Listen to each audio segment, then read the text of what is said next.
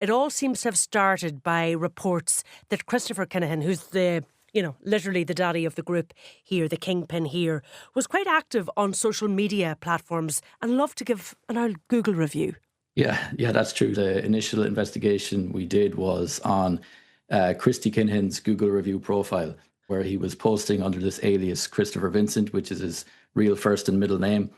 And it showed that he'd been traveling all around Europe, around Africa, Asia, the Middle East, from a period between 2019 and mid-2023. So again, this is a period when there was a lot of law enforcement attention on them. But this kind of showed that he was still traveling in and out of Europe. And he posted over 1,000 pictures, I think, of his travels. He took a lot of photographs, but he was never directly in the photo. What we managed to do was we trawled through all those pictures and we found 5 or 6 pictures where you could actually see him in reflection of a window, or there's one where there's a mirror right at the end of this long hallway. And if you zoom in, you can see him in the mirror.